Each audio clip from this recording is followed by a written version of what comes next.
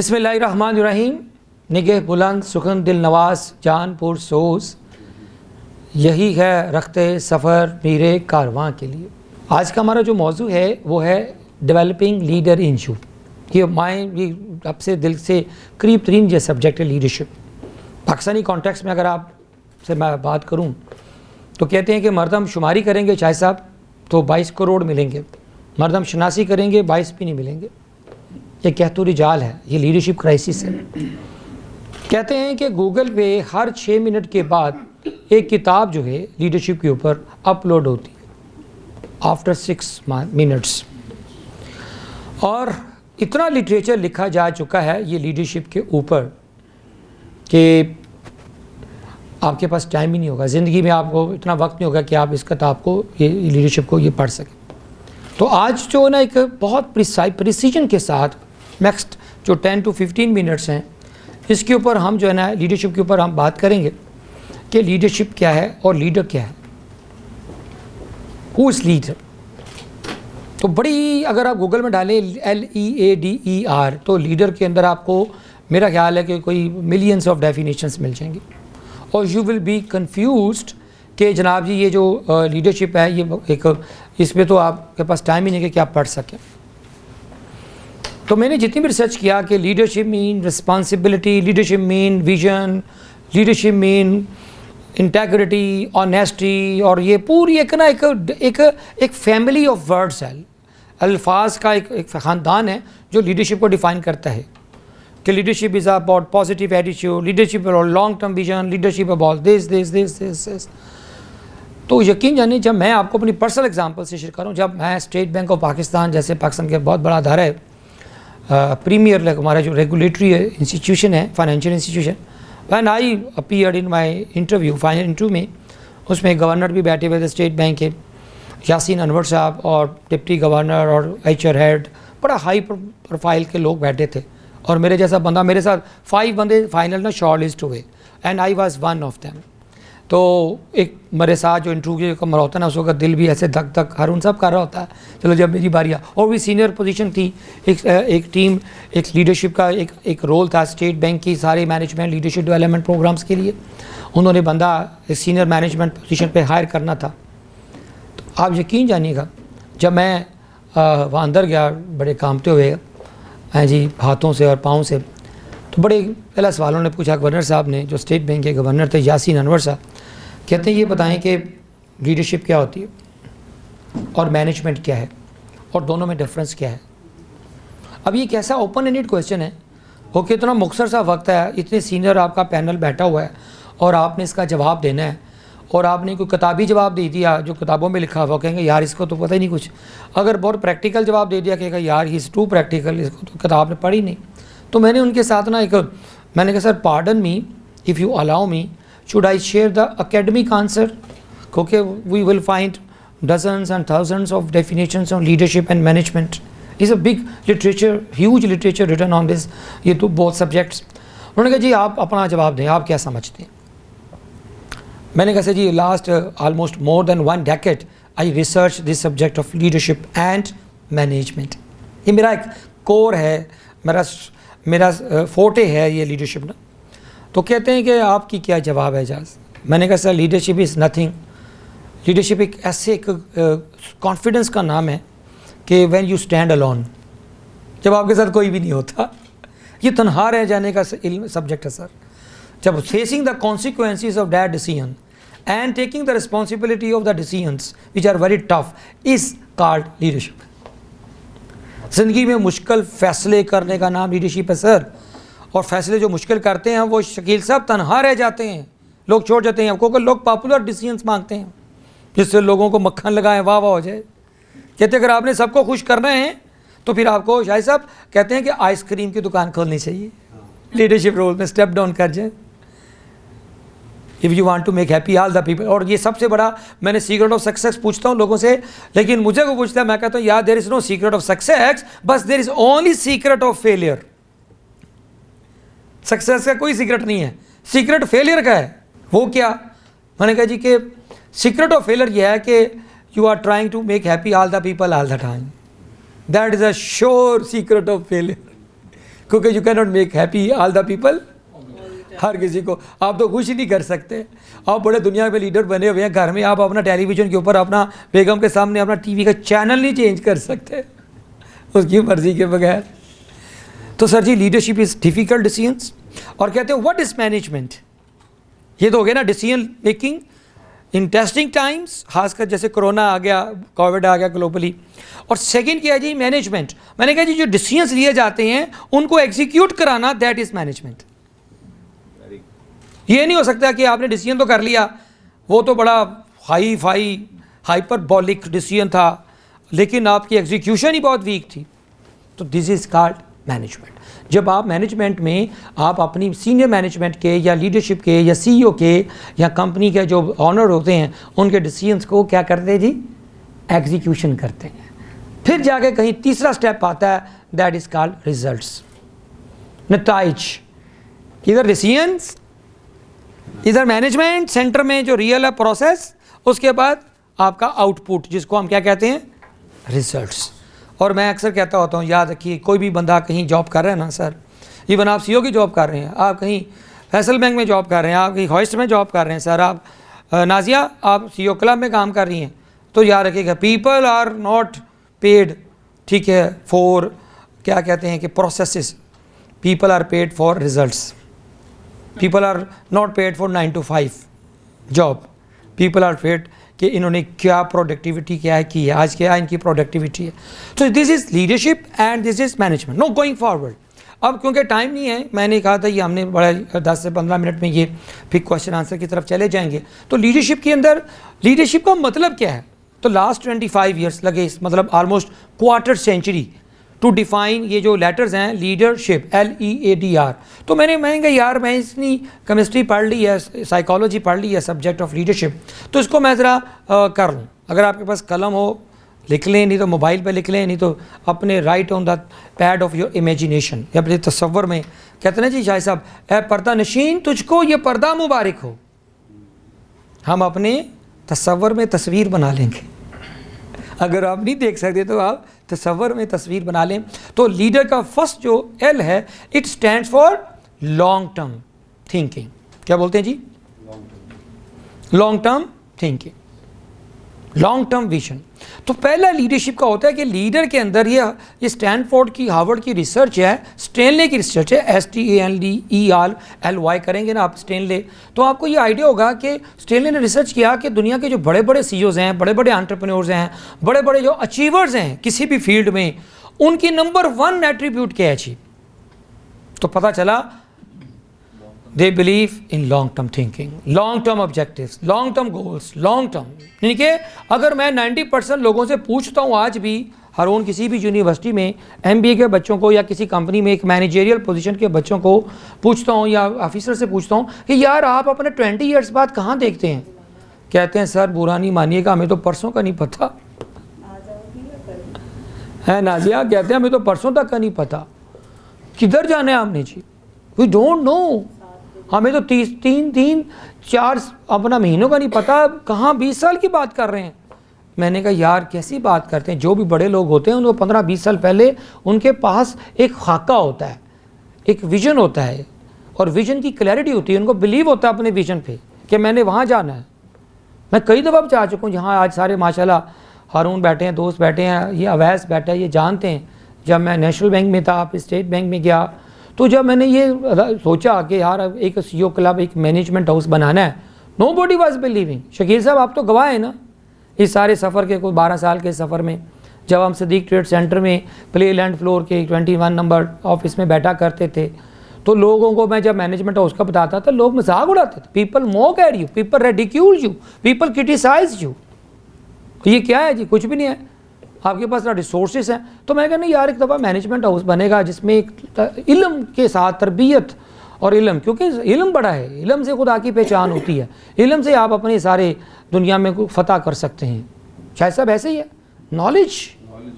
Knowledge खुदा भी कहता है कि क्या तुम समझते हो कि इल्म वाले और बगैर इल्म वाले बराबर हो सकते हैं? नहीं। तो पहला क्या पॉइंट बताया जी, L। नाजिया क्या है जी, first L stands for long term vision. Second है E, लीडर का ई याद रखिएगा, है जी। एल के बाद क्या है जी, मैं बल्कि लिख देता हूँ। पहले क्या है जी, L stand for long term. दूसरा है जी ई। मैं अक्सर सीईओ को जब मैं लेकर कहता हूँ ना, ये ई जो है एनर्जी। सेकंड क्या है जी, ई। लीडरशिप के अंदर मैं सीईओ का वो क्या, सीईओ क्लब को हम रन करते हैं तो हम कहते हैं चीफ, ये क्या है जी, एग्जीक्यूटिव ऑफिसर क्लब नहीं है, ये चीफ एनर्जाइजिंग ऑफिसर क्लब है। जब तक सीईओ के अंदर एनर्जी नहीं होगी ना सर जी, या लीडर के अंदर एनर्जी नहीं होगी, वो एग्जीब्यूरेट नहीं करेगा, वो उसके अंदर फ्लश आउट नहीं होगी एनर्जी बाहर, तो कुछ नहीं कर सकता। एक आप थोड़ा देखें पाकिस्तान में, अगर कोई आप अगर देखें, अगर एक सीईओ या एक लीडरशिप वाले रोल में कोई बंदा है, अगर वो डिप्रेस है, उसका मूड नहीं है, तो पूरे इदारे के अंदर डिप्रेशन होगा। तो एनर्जी जो होती है ना, मैं अक्सर लोगों को कहता हूँ, लोग कहते हैं टाइम मैनेजमेंट बहुत बड़ा स्किल है। मैंने कहा एक्सक्यूज़ में, ये बहुत पुरानी बात हो गई है, एनर्जी मैनेजमेंट सबसे बड़ा स्किल है। आप 3 घंटे में 10 घंटे का काम कर सकते हैं अगर आप एनर्जेटिक स्टेट ऑफ माइंड में हैं।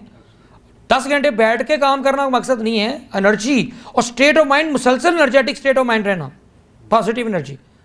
इसके एक सेशन नाजिक रखें, सीईओ एज चीफ, शफक लिख लें, चीफ एग्जीक्यूटिव ऑफिसर नहीं बल्कि चीफ एनर्जाइजिंग ऑफिसर। कि एनर्जी कहाँ से आती है, सोर्स क्या है। तो सबसे बड़ा सेकंड जो एट्रीब्यूट है किसी भी एक लीडर का, वो है एनर्जी। उसके पास एनर्जी हो, if he is self energise, he can distribute, he can energise others as well. आपके जेब में कोई पैसे हों तो आप दूसरों को पैसे दे सकते हैं ना, आपका पेट भरा हो तो आप किसी को रोटी देंगे ना जी। थर्ड के बाद क्या आ गया जी, ए, उसका कहते हैं जी एडवांस थिंकिंग। क्या बोलते हैं जी, एडवांस थिंकिंग। इसका मतलब क्या है कि आपने एडवांस थिंकिंग करनी है या प्लानिंग करनी है। एडवांस थिंकिंग का मतलब है कि प्रोएक्टिव, यानी कि आपको पता है कि कल क्या होना है, परसों क्या करना है, अपने तरसों क्या करना है आपके पास, और क्या मुश्किलात आ सकती हैं। सुबह सबसे पहले सीईओ जब कंपनी में जाता है या कोई लीडर दफ्तर में जाता है, शायद साहब सबसे पहले वो eat the frog. Eating the frog क्या होता है, उसकी टेबल पे इतनी बड़े मसले पड़े होते हैं। पहला दिन जो काम करने के लिए घर से प्लान कर गया तो कहीं भूल जाता है। इवन घर के बिजली का बिल अक्सर लोग भूल जाते हैं।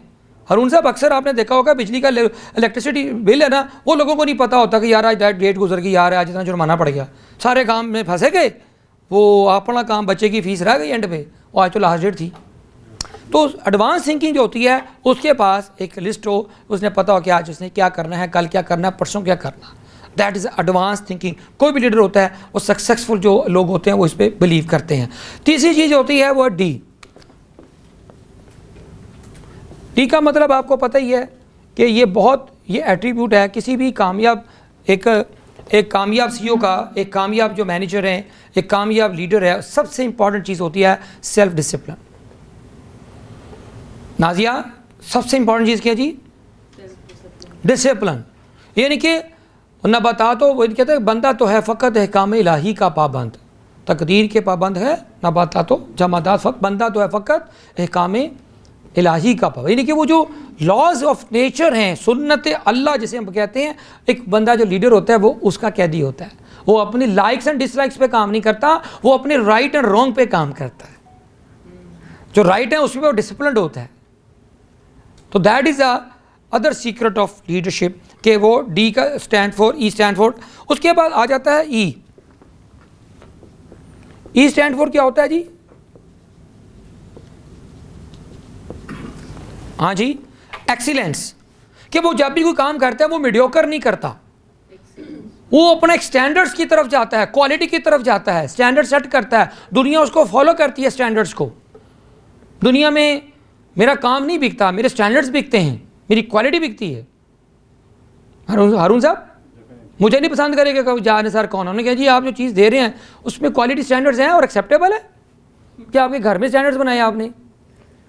शायद साहब आप कारपेट्स देते हैं, एक्सीलेंस बिकती है सर। ट्रस्ट तो अगला चीज़ है, पहले ट्रस्ट उस पर कायम होगा अगर वो एक्सीलेंस होगी। ट्रस्ट पे अगला स्टेप है, खाली ट्रस्ट पे नहीं होगा। और ट्रस्ट के अंदर इनबिल्ट है कि ये एक्सीलेंट है। आप घड़ी लेते हैं, गाड़ी लेते हैं, नाजिया वो 4 चूड़ियों वाली गाड़ी कब ले रही हैं आप? ओडी जिसे बोलते हैं, हैं जी। अगर वो गाड़ी घर जाके ख़राब हो जाए तो क्या कहेंगे, ये क्या यार, ये इससे बेहतर तो हमारी मेहरान थी, हमारी मेहरान थी। तो वो बेसिकली वो मर्सिडीज बेंज हैं जी, ये गाड़ियाँ क्या हैं जी, ये बेसिकली गाड़ी नहीं बेचते, एक्सीलेंस बेचते हैं कि उसका जो गाड़ी के जो एक्सीलेंस है वो कुछ जोड़ दिए हैं। तो लीडरशिप जो होती है ना, वो अपने काम में, अपने अमल में, अपने सिस्टम्स में, अपने प्रोसीजर्स में, अपने स्ट्रक्चर्स में, अपने एक्शंस में क्या की चीज़ की तलाश करते हैं, एक्सीलेंस। तो इसके ऊपर हम डिटेल में बाद में डिबेट करेंगे, अभी आप ये रखिएगा। उसके बाद आर आ जाता है जी। हाँ नाजी, आर का मतलब क्या होता है, इधर नहीं देखना। रिस्पॉन्सिबिलिटी। रिस्पॉन्सिबिलिटी नाजी, रिस्पॉन्सिबिलिटी को क्या पढ़ते हैं आप? नहीं, आज चेंज कर लें खुदा के लिए, ये बड़ा आम सा लफ्ज़ है रिस्पॉन्सिबिलिटी, रिस्पॉन्सिबल बंदा नहीं है। नहीं, आज से आपने रिस्पॉन्सिबिलिटी का मतलब है जो लीडर होता है कि एबिलिटी को पीछे ले जाएं, रिस्पॉन्स आगे कर दें, एबिलिटी आगे से इरेज कर दें और पेक पे ले जाएं। तो क्या बनेगा? Ability to respond. रिस्पॉन्स का मतलब है ability to positively in negative situation. Sir this is real responsibility. जब हालात सारे टॉक्सिक हों, इन्वायरमेंट नेगेटिव हो, एक क्राइसिस चल रहा हो, हालात ख़राब हों, उसके बावजूद भी आपका मूड, आपकी साइकोलॉजी, आपका सोच, आपका थिंकिंग, आपका स्टेट ऑफ माइंड आपके कंट्रोल में हो। क्या कि मैंने इस नेगेटिव में, ये मैंने नहीं कहा नाजिया, अल्लाह पाक ने कुरान पाक में कहा है, आयत है उतारी है, बिस्मिल्लाहिर्रहमानिर्रहीम अल सय्यतुल हसना। एक मैंने बहुत बड़े बुजुर्ग के पास ये आयत सीखी थी, उनके कमरे में लगी हुई थी। मैंने सर क्या मतलब है इसका? वो कहते हैं जाज, इसका मतलब है कि अल्लाह के नेक बंदे वो होते हैं जब उनके साथ बुराई की जाए उसका बदला वो अच्छाई में देते हैं। That is called responsibility. शायद सर ये मतलब समझ आया उस वक्त। बुराई में बदला बुराई के साथ बुराई का दे दिया जाए, ये बहादुरी है सर। ये तो रिएक्ट किया आपने, रिस्पॉन्स कहाँ था आपका? वो तो कंट्रोल था।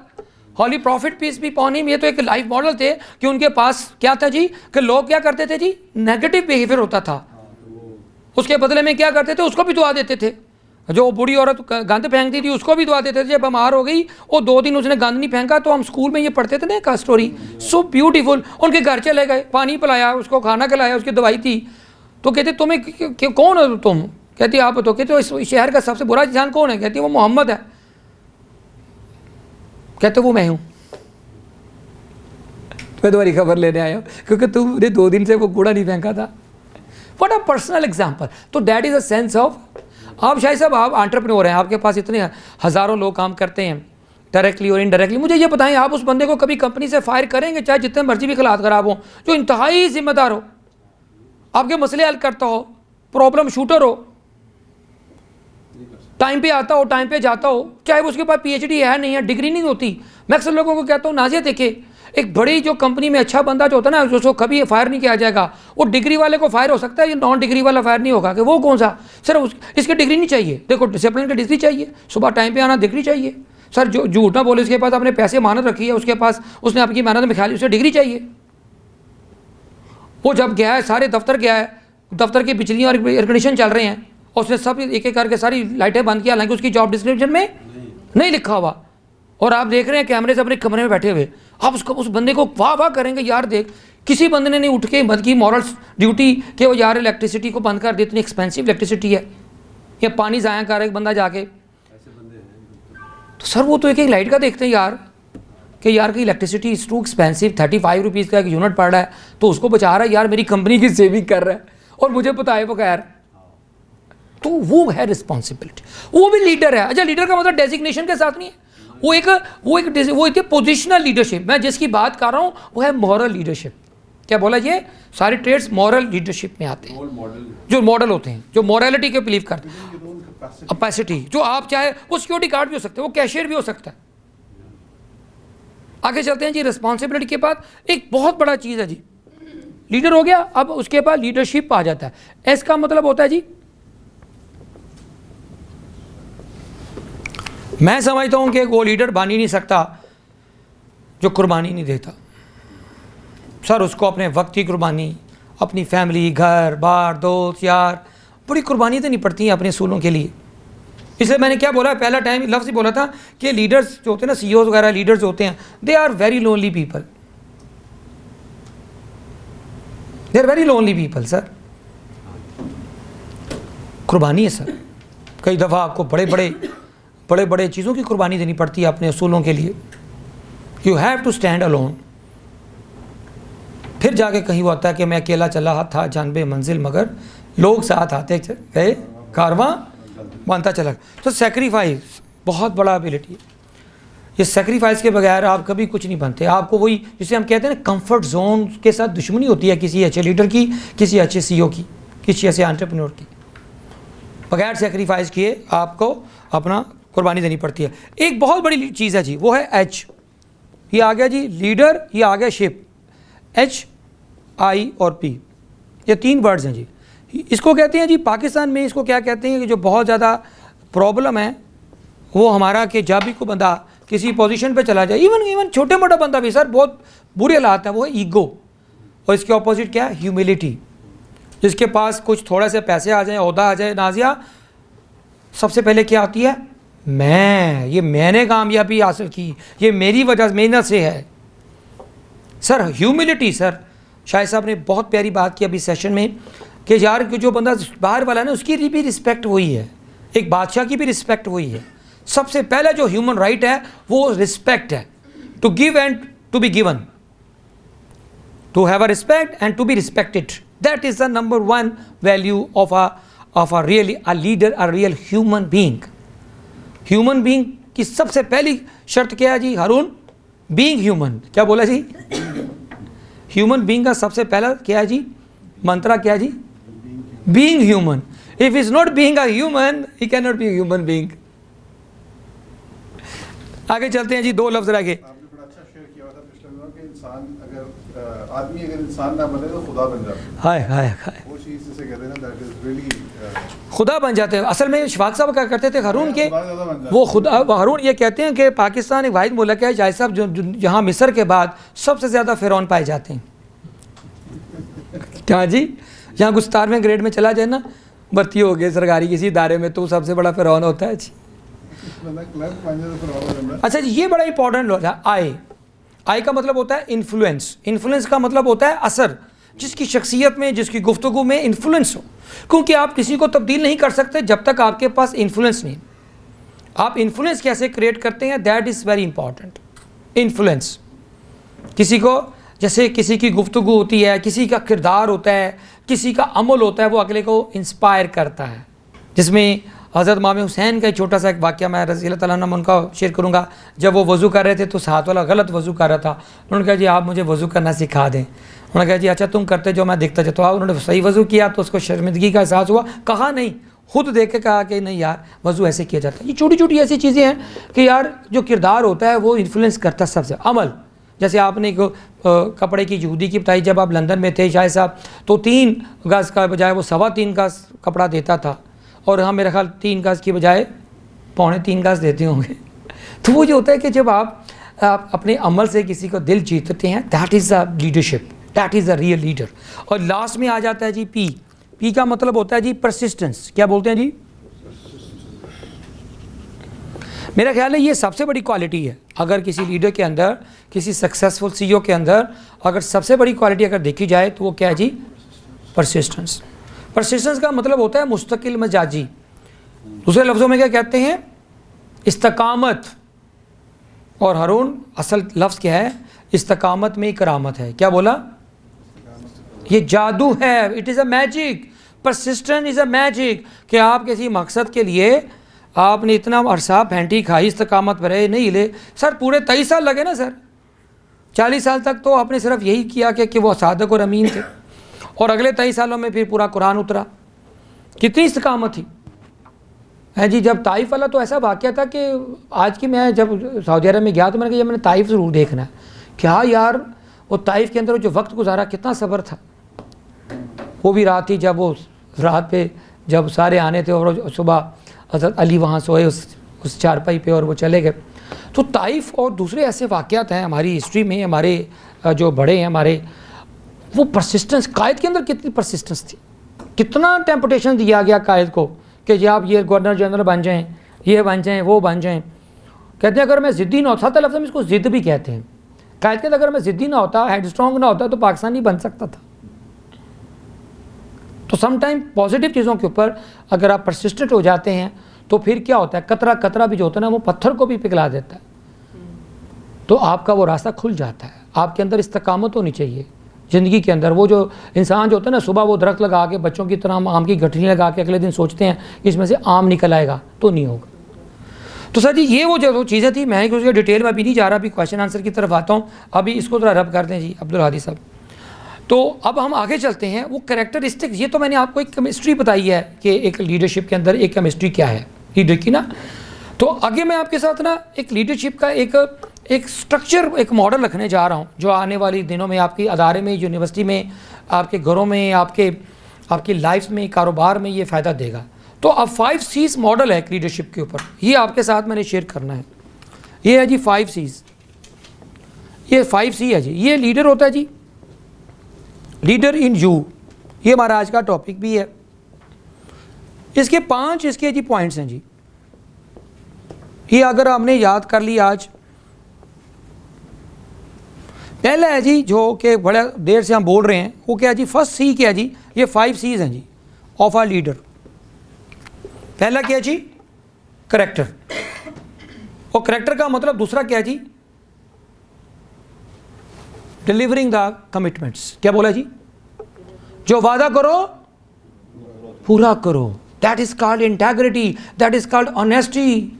चाइनीज कहते हैं अगर हमें ऑनेस्टी, अगर हमें, उनके पास तो मज़हब नहीं है ना जी, वो तो, हम तो खुदा को मानते हैं, रिलीजन, क्योंकि ये वैल्यू जो आती है करेक्टर, ये रिलीजन की तरफ से आती है। लेकिन वो कहते हैं कि करेक्टर, ऑनेस्टी, ऐसा का चाइना पूरी दुनिया पे ट्रेड पे छाया हुआ है। क्यों? Because of the character. उन्होंने अपनी इस्टेब्लिश कर दी करेक्टर। और कहते हैं कि अगर ऑनेस्टी, अगर हम ऑनेस्ट ना हो तो हमें अपनी किसी लेबॉर्ट्री में ऑनेस्टी को क्या करना पड़ेगा, इन्वेंट करना पड़ेगा, क्योंकि इसके बगैर बिजनेस हो ही नहीं सकता। दुनिया के कारोबार में पहला जो चीज़ है, जो लीडरशिप का जो सेल होता है, वो क्या होता है जी, इंटेग्रिटी। और मैंने क्या इंटेग्रिटी, लीडरशिप का करेक्टर को कैसे डिफाइन किया है, क्या बोला जी, जो वादा करो पूरा करो, डिलीवरिंग द प्रोमिसेस, जो आपने कमिटमेंट्स जो की हैं उनको डिलीवर कर दिया। यकीन जाने, मैं यहाँ वो है हमारे जो मौजूदा प्राइम मिनिस्टर हैं, अल्लाह उनको तौफीक, हम दुआ करते हैं, कहते हैं हमेशा अपने हुक्मरान के लिए दुआ करनी चाहिए कि इतनी उन्होंने कमिटमेंट्स की, काश उसमें से आधी भी डिलीवर करके चले जाएं, बड़ी बात हो गई। तो डिलीवर करना, कमिटमेंट करना आसान है, डिलीवर करना मुश्किल है सर, सबसे मुश्किल। वो लीडर किया तो उसको लीडर। सर आगे चलते हैं। ये सेकंड सी बड़ा मज़े का सा जी, वो क्या है, वो बड़ा मज़े का, ये रात देखिएगा, वो क्या है जी, सेकंड सी है, वो कहते हैं कंपोजर। कंपोजर पहला क्या था जी, डिलीवरिंग द कमिटमेंट्स, फर्स्ट सी जिसको हम करेक्टर बोल रहे थे। सेकंड सी है किसी भी लीडर के अंदर, वो क्या है जी, कंपोजर। कि जब प्रेशर आए लाइफ में, स्ट्रेस में ले दुनिया दे, डिमांड्स बहुत ज़्यादा हो आपके ऊपर, लोग एक्सपेक्ट कर रहे हो, तो उसके अंदर आप अपनी मेंटल स्टेट ऑफ माइंड को पॉजिटिव रखें, खोए ना, आप प्रेशर के अंदर कहीं यील्ड ना कर जाएं। कंपोजर का मतलब होता है when you are standing under pressure without losing your values, that is called composure. तो कंपोजर जो होता है ना किसी भी लीडर के अंदर, यानी कि उसको भट्टी में डाल दें, आग में डाल दें तो कुंदन बन के बाहर निकले, ना आके पिघल के निकले बाहर, उसकी सारी डेंसिटीज, कसावतें साफ प्योरिफिकेशन हो जाए। बल्कि वो तो कहते हैं कि नाजिया, हंसता खेलता, ये लीडरशिप के ये कंपोजर में ये शेर है कि हंसता खेलता चला जाता हूँ मौजे हवादस में, अगर आसानियाँ हों तो ज़िंदगी दुश्वार हो जाए, ज़िंदगी मुश्किल हो जाए अगर मेरे पास आसानियाँ मुश्किल ना हो तो। और अच्छा जो लीडर होता है ना, उसको 2 दिन फारग बैठा दो कि यार तुमने कोई काम नहीं करना, वो स्ट्रेस में चला जाएगा, उसके पास कोई चैलेंज ही नहीं है। ज़िंदगी में आपको देखा होगा 2 बंदे रिटायर होते हैं सर 60 साल की उम्र में नौकरी से, सरकारी हो फौजी हो, ठीक है जी। आपने देखा होगा वो बंदा जल्दी मर जाता है, 60 साल तक तो चलो जी लिए, पता सुबह उठ के दफ्तर जाना है, शेव करनी है, अफसरी करनी है, ये करना है, काम करना है। लेकिन देखा गया वो बंदा जल्दी मर गया 60 के बाद, जिसके पास कोई काम ही नहीं था, चैलेंज ही नहीं था, वो 65 तक चला गया। और जिसने चैलेंज लिया उस वक्त भी कि यार अब नया री इन्वेंट करना, मैंने अपनी लाइफ को नया, मैंने अपना एक जीना है, ज़िंदगी का मकसद डिस्कवर करना, नौकरी अब ख़त्म हो गई, वो उसकी जो एवरेज लाइफ वो 70 से 80 साल होती है, वो 5 से 10 साल ज़्यादा जी के जाता है जिसके पास चैलेंज होता है। बाइडन देखें तो वो चैलेंज जब तक एक्सेप्ट करता है वो आपको मरने नहीं देता। जब आपके पास गोल, मकसद, ज़िंदगी का चैलेंज ख़त्म हो जाए तो फिर आपकी आंखें बंद हो जाती हैं, क्योंकि मीनिंगलेस लाइफ होती है। आगे चलते हैं जी।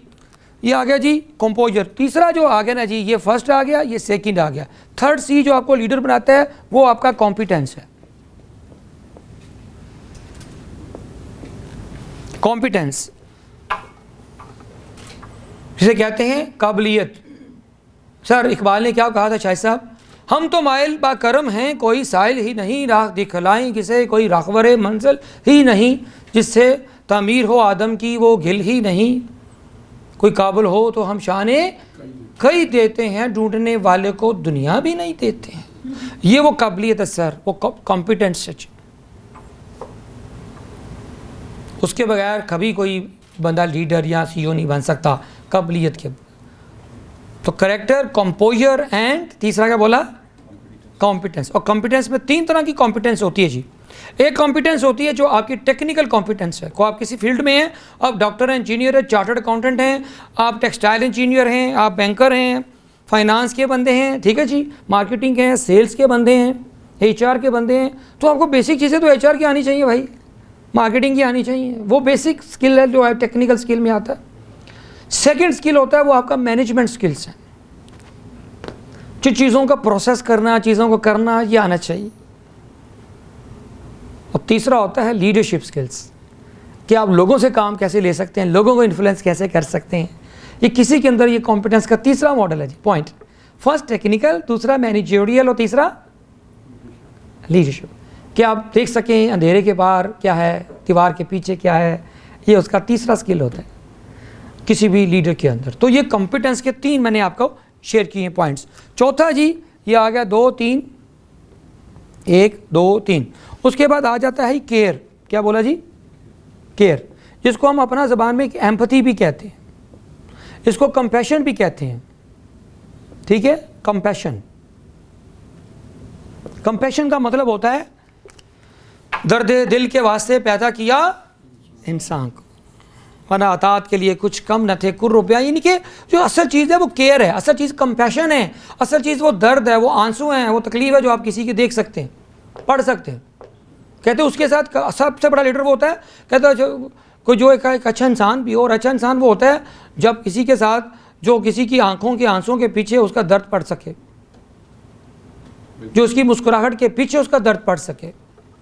नाजिया, जो मुस्कुराहट और आंसुओं के पीछे, ये जो तुम इतना मुस्कुरा रहे हो, क्या गम है जिसको छुपा रहे हो, यानी कि वो थोड़ी आंसुओं के पीछे उसकी बात समझ सके, और गुस्से के पीछे भी उसकी असल बात के, यार गुस्सा तो उसने ज़ाहिरी तौर पे कर रहा है, असल में वो गुस्सा जैसे बाप का गुस्सा होता है, बच्चों को सुबह फेंटी लगाता, उठ भाई, उसका मकसद है उठ के कुछ काम कर, हैं जी, सही कह रहे हो ना भाई। वो गुस्से के पीछे उसका प्यार होता है। अच्छा आगे चलते हैं जी। तो क्या हो गया जी, कंपैशन। कंपैशन क्या है, when you putting yourself into the shoes of others. अब दूसरों के आप नुक्ता नज़र से देखते हैं उस दर्द को, हैं, किसी का दर्द मिल सके तो ले उधार, जिन्हा इसी का नाम है। अब उसके बाद वाला मॉडल में क्या कहते हैं जी, लास्ट पॉइंट क्या आ गया जी, कंपैशन। ये आ गया character, composer, competence, compassion. Last में जो सबसे बड़ा जो आपको बाहर जो ज़िंदगी को कामयाबी की तरफ लेके जाता है वो लास्ट ही है, उसे क्या बोलते हैं, करेज। हाँ जी, वो क्या चीज़ है, हौसला। ये बात प्लीज़ लिख लें कि इंसान, ये लिख लें नाजिया, लिख लें, ये तवीज़ के साथ, दूध के साथ, चाय के साथ आपको 3 दफ़ा आपने पीना है ये जुमला जो मैं बोलने जा रहा हूँ। इंसान ना मुश्किलों से हारता है, इंसान ना मुसीबतों से हारता है, इंसान ना बीमारियों से हारता है, इंसान ना वसाइल की कमी से हारता है, ना गुर्बत से हारता है। इंसान उस वक़्त हारता है जब हिम्मत हारता है। ये मैंने नटशेल में पूरा फ़िलासफ़ी बयान किया लाइफ की।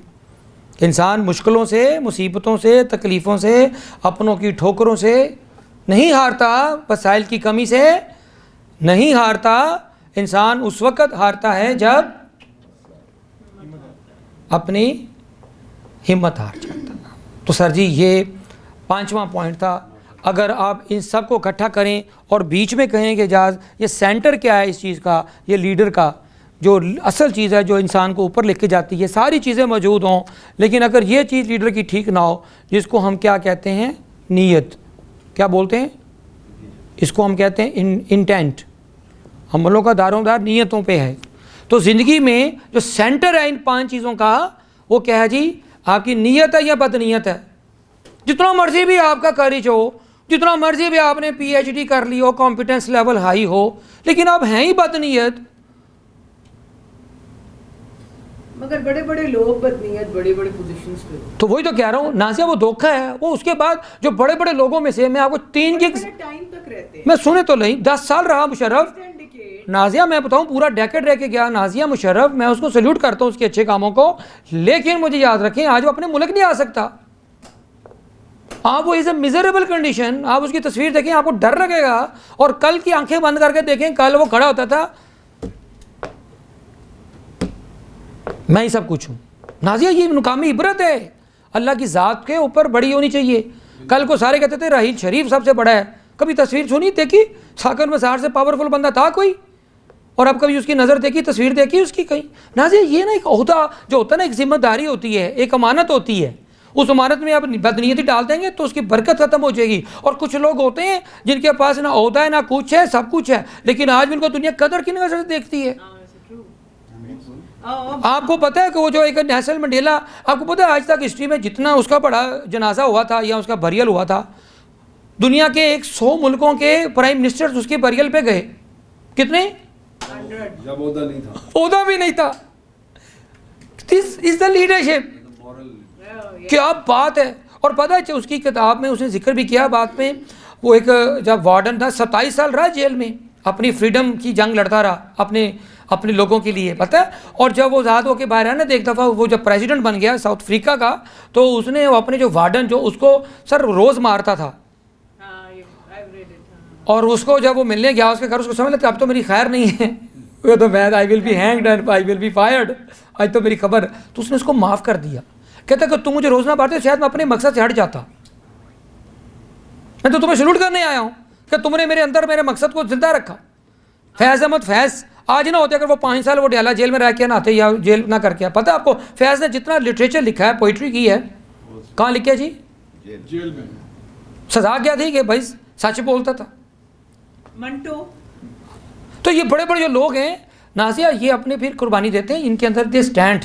मैंने पहला जुमला ही आते साथ बोला था कि when you have confidence to stand tall and stand alone, that is called leadership. When you take tough decisions, मैं रिपीट कर रहा हूँ sorry, when you take tough decisions and facing the consequences of the decisions and taking the responsibility of the decisions is called leadership. That's just true leadership. और जो मैंने पूरा leader की chemistry बताई और ये 5 सेंस बताए, आप लोगों का बहुत शुक्रिया। अब हम क्वेश्चन आंसर की तरफ आते हैं। I hope you like this point of leadership. Thank you very much. Over to few questions then we wrap up the session. हाँ जी नाज़िया, एनी क्वेश्चन? आपको माशाल्लाह देखा जी पूरी कम्प्रीहेंसिव एक पिक्चर में एक डायमेंशन थोड़ा सा दिया कि दिस इज कॉल्ड लीडरशिप। और ये लीडर इन यू है, ये लीडर इन मी नहीं है। अपना नाम बताएं और पुलिस क्वेश्चन वन लाइनर। आपकी तारीफ में एक शेर सुना दो। सर प्लीज़ 2 शेर सुनाएं। पाँव जख्मी हो तो आती है चमक आंखों में, पाँव जख्मी हो तो आती है चमक आंखों में, चमक आंखों में, उसी रास्ते से गुजरता हूँ जो दुश्वार लगे, हाय हाय उसी रास्ते से गुजरता हूँ जो दुश्वार लगे। वाह वाह वाह। इकबाल का एक शेर है सर, आप इसी के ज़मीन में हैं। वो कहते हैं, इलामा इकबाल कहते हैं कि मत कर गिला बरहना पाई का, मत कर गिला कि तेरे पाँव में जूती नहीं है तो इसका गिला ना कर। कि एक अक्कद कुशा है ये खारे सहरा, कि जब तू सहरा के ऊपर चलता है तपती हुई रेत में, तो तुझे ये तेरे पास पाँव नहीं है तो तू गिला फिर भी ना कर। क्योंकि ये देख कि तेरे ऊपर जो सहरा की जो हकीकत खुल गई है कि सहरा कितना गर्म है, कितनी तकलीफ होती है। अगर तू एयर कंडीशन गाड़ी में बैठ के गुजर जाता, तुम्हें तो इसकी हकीकत समझ ही नहीं आती। तो ज़िंदगी में कहते हैं मत कर गिला बरगना पाई का। शेख सादी ने एक दफ़ा ऐसे ही एक बंदे को तपती दोपहर में जब देखा था, तो वो अपना क्या कहते हैं कि उसके पाँव में जूती नहीं थी, तो वो चीखे मार रहा था, ठीक है जी। तो वो आपने देखा कि एक बंदे के पाँव ही नहीं है, वो शुक्र अदा कर रहा था। तो ये आप किस तरीके से लेते हैं? अगर ज़िंदगी में नाज़िया अगर लेमन मिले तो आप क्या करेंगे? रोएंगे कि आपको एप्पल नहीं मिला? आप कहेंगे आपके पास एक ही स्ट्रेटेजी है, या रोएं या फिर उस लेमन नाइट बना लें इस लेमन से। क्या आप उसे लेमन नाइट बनाएं, नासिया बहुत मज़े मज़े का उसको ब्रांडिंग करें कि देखो मुझे ये मिला था, मैंने उसके भी शुक्र अदा किया लेमन नाइट बना कर भी। तो शुक्र की जो आदत है ना वो सबसे बड़ी आजकल ख़त्म हो गई है। हम तो शक्कर में नहीं रहते, हम अल्लाह का शुक्र अदा करने में रहते नहीं। एक सांस भी है ना नासिया, आज एक ऑक्सीजन का जो सिलेंडर है ना, जो आपका एक दिन का जो वेंटिलेटर है उसका कितना 1 लाख रुपये आज 24,000 रुपये लेते हैं ये डॉक्टर सप्तल वाले हमारे हमसे आए हैं। तो आपको एक दिन अगर ऑक्सीजन मिल रही है जो खुदा की तरफ से, तो क्या आप सोच सकती हैं कि अगर मैं 365 दिनों में ना से कितने पैसे बने? ज़रा करें ना कैलकुलेट, तो सब्र करें, सांस लेने की कीमत है ये, शुक्रगुजारी भी नहीं है। ये कहते हैं ये आंखें जो झपक रहे हैं ना, इसके ऊपर एक लिक्विड होता है जो उसको आंख के अंदर अंदर रखा हुआ है, जिससे आंखें जो होती है ना, ये जो हमारा जो ठीक है रेटिना है जिसके ऊपर ये आंख मूव कर रही है, ये जो पुतली जिसे हम पलके कहते हैं, तो वो जो ना ये लिक्विड जो ना कितने 1000 रुपीज़ का, अगर आपका किसी बीमारी होती है जिसमें लिक्विड खुश्क हो जाता है तो वो फिर ड्राई हो जाता है, उसको भी लोग लिक्विड डालते हैं आंखों में, कितने 1000 रुपीज़ का। आप देखें कि अभी तक इस सेशन को शुरू हुए आधा घंटा पौना घंटा हो गया, कितनी दफ़ा आपने आंखें ब्लिंक की हैं? Thousands of times. कितनी दफ़ा शुक्र अदा किया? और अगर वो लिक्विड डालते ना तो फिर आपको उसकी कीमत पता चल जाती कि यार आप लोगों को तो पता ही नहीं है, मैं तो पैसों से डालती हूँ क्योंकि हमने पैसे नहीं दिए, हमें पता ही नहीं है कि मैंने इतनी दफ़ा ब्लिंक की है। ये हार्ट की जो बीट हुई है कितनी दफ़ा हुई है, आपको पता है कि इतना मसनूई हार्ट होता है, कितने पैसे देने पड़ते हैं जब वेंटिलेटर पे जाते हैं ना, जो हार्ट को पंप करती है जो मशीन। तो नाज़िया एक एक लम्हे आप उतरते जाएंगे ना इन चीज़ों के ऊपर, तो सवाए शुक्रगुजारी के अलावा इसको कहते हैं एटीट्यूड ऑफ ग्रैटिट्यूड। यकीन जाने ज़िंदगी का सबसे बड़ा रवैया क्या है? Attitude of. जी सर, अगला कुछ क्वेश्चन सर।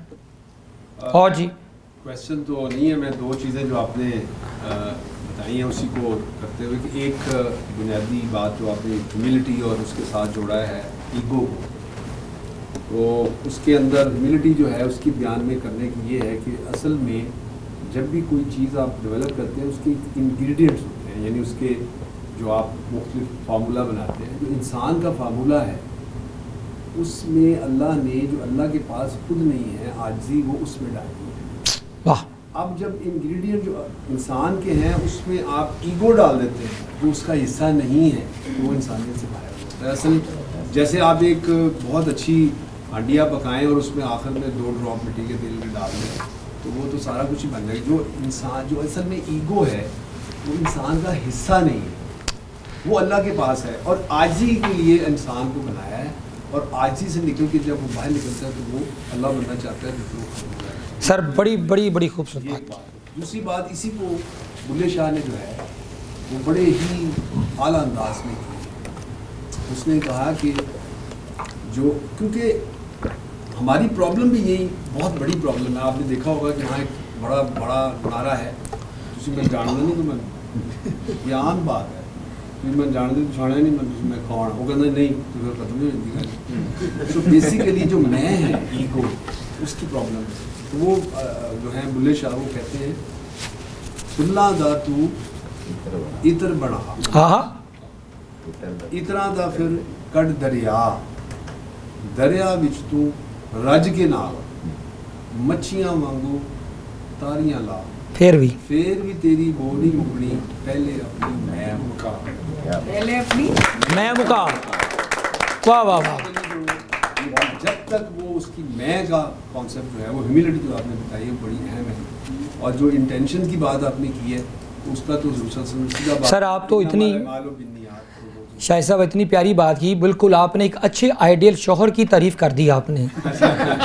उस बेचारे की मैं कहाँ होती है सर जी, कसम से वो तो दरवेश वली अल्लाह और खुशौर कहते हैं कि बिल्कुल स्प्लिट एसी की तरह होता है सर, वो बिल्कुल लगता सर जी स्प्लिट एसी आजकल बड़े इन है ना, तो मौसम भी है जून का 45 टेम्परेचर चल रहा है वैसे, तो वो ये कहते हैं कि घर में ना सर जी आप स्प्लिट एसी लगाते हैं ना तो वो देखें ना सर अंदर से ठंडा होता है बाहर से गर्म होता है, चलता भी रिमोट कंट्रोल से है।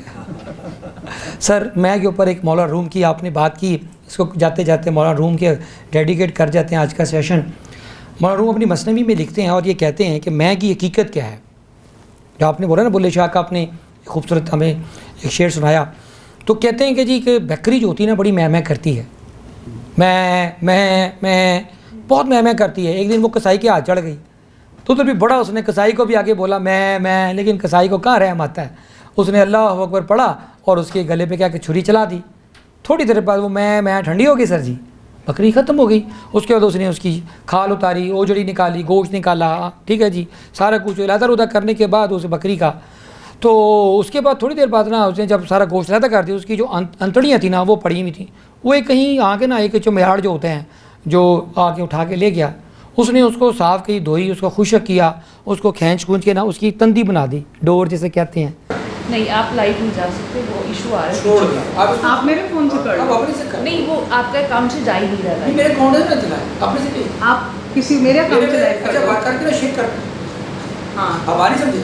मेरे से लाइव करके शेयर कर दो। हाँ शेयर कर, आप ना मेरे से शेयर कर।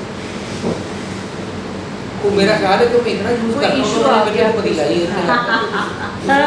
तुझे मोहब्बत ना समझ के फेसबुक लिंक्डइन में चली गया तो लगा तंग कर रहे हैं। सारे बाजे यार, वालेकुम अस्सलाम। ओह हाय सारे। आजा आजा।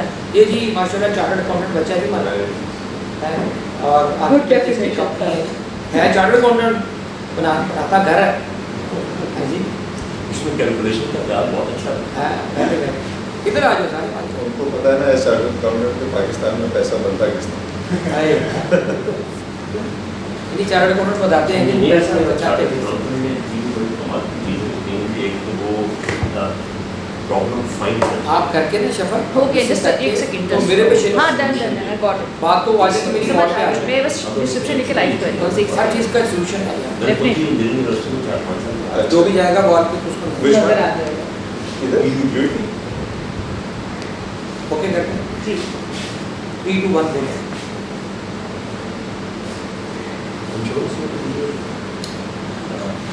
बिस्मिल्लाहिर्रहमानिर्रहीम। अल्लाह के पाक नाम से कॉफ़ी में CEO